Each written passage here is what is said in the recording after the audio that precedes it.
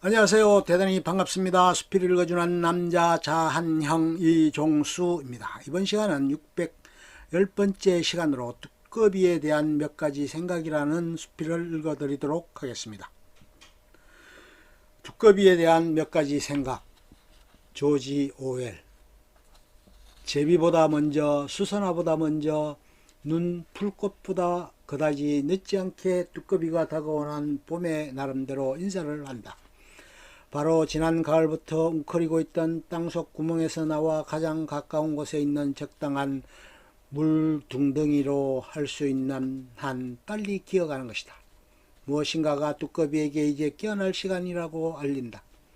땅의 진동 같은 것일 수도 있고 어쩌면 단지 온도가 몇 도 올라간 탓일 수도 있다. 물론 내내 자다가 한 해를 놓치는 두꺼비도 간혹 있는 듯하다. 어쨌든 나는 살아있고 건강해 보이는 두꺼비를 한여름에 땅에서 파낸 적이 한 번 이상 있었다.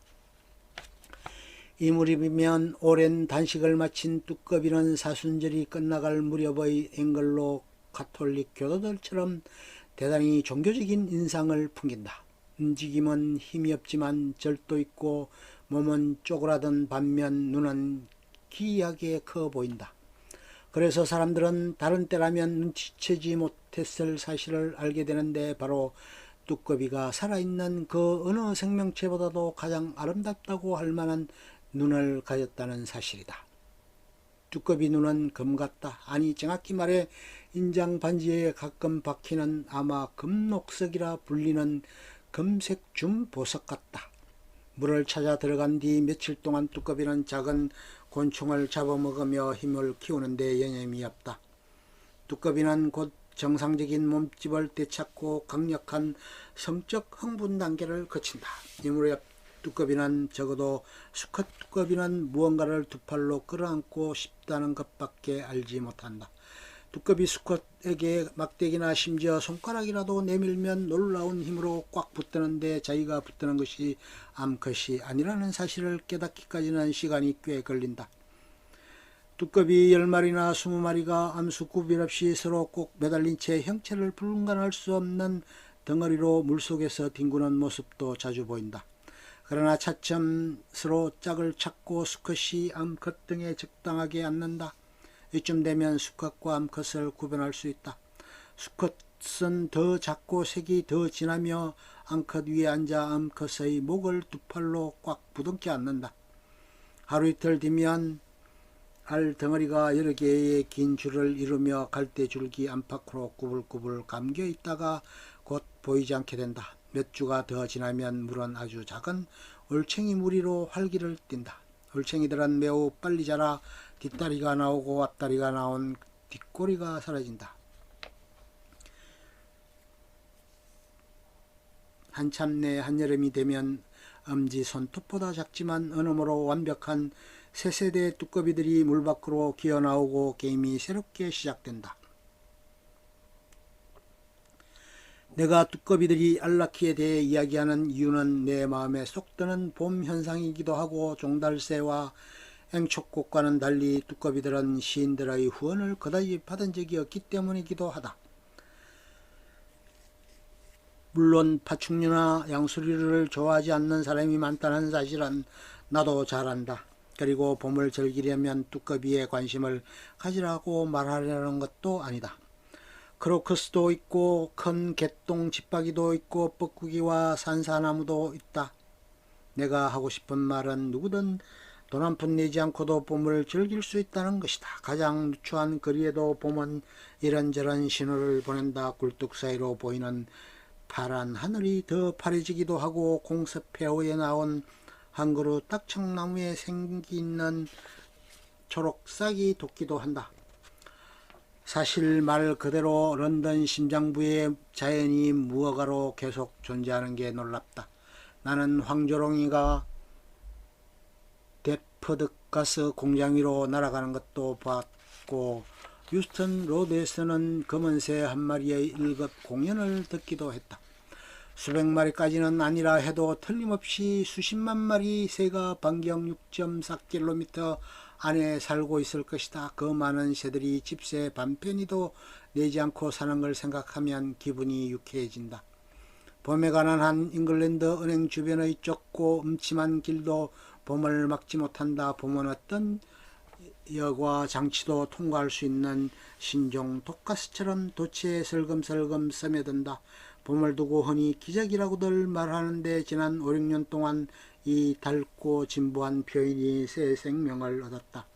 근래 들어 우리가 견뎌야 했던 그런 겨울이 끝난 뒤 찾아오는 봄은 진짜 기적처럼 느껴진다. 왜냐하면 봄이 정말 오리라고 믿기가 점점 더 힘든 상황이 되어버렸기 때문이다. 1940년부터 해마다 2월이면 나는 이번에는 겨울이 영영 끝나지 않으리라 생각했다. 그러나 두꺼비처럼 페르세폰에도 늘 거의 같은 시기에 소생했다. 3월 말쯤 되면 내가 사는 태락해가는 빈민굴이 기적처럼 갑자기 달라진다. 광장에 서 있는 거름 묻은 짓동나무들이 연두색으로 변하고 밤나무 이파리들이 무성해진다. 수선화가 얼굴을 내밀고 꽃무가 봉우리를 맺고 경찰관의 튜닉 제복이 유쾌한 바람빛을 띠고 생선 장수들이 미소를 지으며 손님들에게 인사를 건넨다. 포근한 공기 속에서 지난 9월 1일에 처음으로 용감하게 목욕을 한 참새마저도 색깔이 달라 보인다. 봄을 비롯한 계절의 변화를 보며 즐거워하는 일이 위험한가? 더 정확히 말해 우리 모두 자본주의의 체제의 족쇄에 묶여 신음하거나 어쨌든 신음해야 하는 상황에서 노래하는 검은새나 노랗게 물든 10월의 느릅나무처럼 돈 한 푼 들지 않을 뿐더러 좌표 신문 편집장들이 계급 관점이나 부를 만한 게 없는 자연현상 덕택의 삶이 종종 살만하다고 말한다며 정치적으로 비난받을 일인가? 분명 많은 사람이 그렇게 생각한다. 내 그 경험에 따르면 내가 기사에게 자연을 호의적으로 언급하기만 해도 비난 편지가 날아온다. 대개 이런 편지들의 키워드는 내 글이 감상적이라는 것이지만 두 가지 생각이 섞여 있다는 것 같다. 하나는 실제 삶에서 느끼는 즐거움은 그게 무엇이든 일종의 정치적 침묵을 조장한다는 생각이다. 따라서 이런 생각에 따르면 사람들은 내야 불만족스러워야 하며 우리의 임무는 우리가 느끼는 결핍은 배가시키고 우리가 이미 갖고 있는 것에서 느끼는 즐거움은 늘리지 않는 것이다.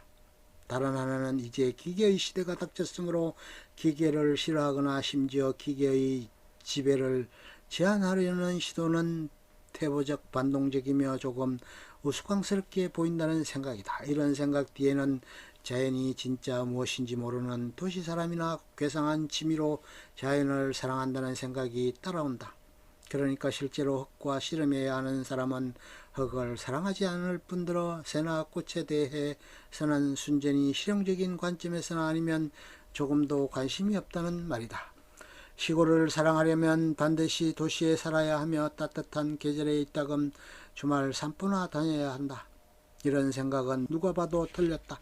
예를 들어 대중적인 발라드를 비롯한 중세 문학은 조지 시대 시인들 못지않은 열정적인 자연예찬으로 가득하며 중국이나 일본 같은 농경민족의 예술도 나무와 새, 꽃, 강, 산을 주로 다룬다. 삶의 즐거움이 정치적 침묵을 조정한다는 생각은 더 미묘하게 잘못됐다. 분명 우리는 현실에 만족해서는 안 되며 어려운 상황을 최대한 즐기려고만 해서는 안 되겠지만 실제로 살아가면서 느끼는 모든 즐거움을 없애버린다면 우리는 대체 어떤 미래를 만들어가고 있을까? 돌아오는 봄을 즐기지 못하는 사람이 노동의 절감된 유토피아에서 행복할 이유가 있을까? 그 사람은 기계덕택에 생긴 여가 시간에 뭘 할까?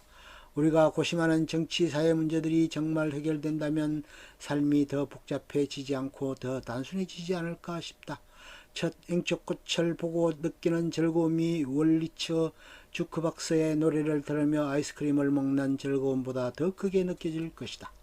우리가 어린 시절 사랑했던 나무와 물고기, 나비 그리고 내가 처음 든 사례로 돌아가서 두꺼비 같은 것에 대한 애정을 잃지 않는다면 평화롭고 만족스러운 미래가 조금 더 가능해질 것이며 강철과 콘크리트만 떠받들라고 가르친다면 우리 인류는 남아도는 에너지를 서로 정오하고 지도자를 숭배하는 일에 쏟아붓게 되리라 나는 믿는다. 어쨌든 이곳 런던 N1 우편구역에도 봄이 왔다. 그리고 우리가 봄을 즐기는 것을 아무도 막지 못한다. 그런 생각을 하면 기분이 좋아진다. 두꺼비들이 짝짓기를 하거나 손토끼들이 어린 옥수수 밭에서 권투시합을 벌이는 모습을 가만히 지켜보면서 내가 봄을 즐기는 걸 막을 수 있다면 막으려 들 만한 모든 중요 인사들을 떠올려 본 적이 얼마나 많던가. 하지만 다행히 그들은 막을 수 없다. 우리가 진짜 아프거나 굶주리거나 급에 질리거나 감옥이나 휴가 캠프지에 갇혀 있지 않는 한 봄은 여전히 봄이다. 공장에는 원자폭탄이 쌓여가고 거리에는 경찰들이 어슬렁대고 확성기에서는 거짓말이 쏟아져 나와도 지구는 여전히 태양주위를 돈다.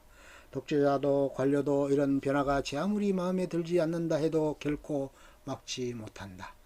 끝. 좋으면 좋아요, 구독, 알림 설정 눌러주세요. 감사합니다.